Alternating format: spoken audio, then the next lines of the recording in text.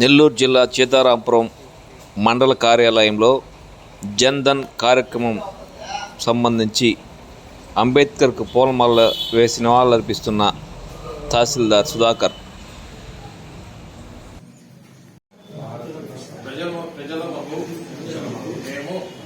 భారతదేశంలో సార్వభౌమ సామ్యవాద లౌకిక ప్రజాస్వామ్య గణతంత్ర రాజ్యాంగముగా నెలకొల్పుటకు మరియు అందరి పౌరులెల్లరూ సామాజిక, ఆర్థిక, రాజకీయ న్యాయమును, భావ ప్రకటన, విశ్వాసము, ధర్మము, ఆరాధన వీటి స్వాతంత్రమును అంతస్తులోను, అవకాశంలోను సమానత్వమును చేకూర్చుటకు మరియు వారందరిలో వ్యక్తి గౌరవమును, జాతి ఐక్యతను, అఖండతను తప్పక మనగూర్చు స్వపాత్రతమును పెంపొందించుటకు సత్యనిష్టాపూర్వకంగా తీర్మానించుకొని ఈ 1949వ సంవత్సరము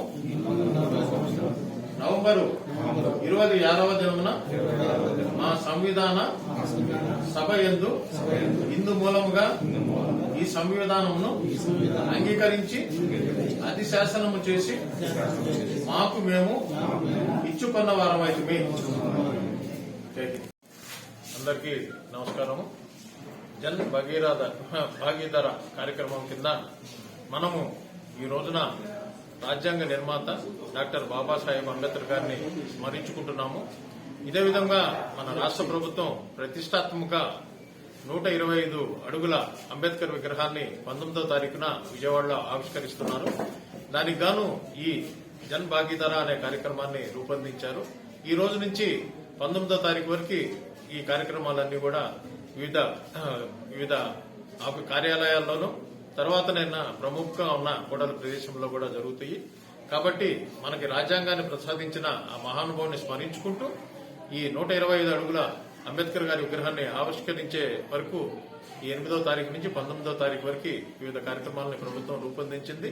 దానిలో భాగంగా ఈ రోజున మన సీతారాంపురం తహసీల్దార్ వారి కార్యాలయంలో డాక్టర్ బిఆర్ అంబేద్కర్ గారిని స్మరించుకుంటూ ఆయనకి పూలమాలలు ఇచ్చి ఘనంగా నివాళులు అర్పించున్నాము. ఇది మనకి 19వ తారీఖు వరకు ఈ కార్యక్రమాలు నిరంతరంగా జరుగుతుంది. కాబట్టి మండల ప్రజలందరూ కూడా ఈ కార్యక్రమాల్లో విరివిగా పాల్గొని ఈ కార్యక్రమాన్ని జయప్రదం చేయవలసిందిగా అందరికీ కోరుతున్నాను. ధన్యవాదాలు.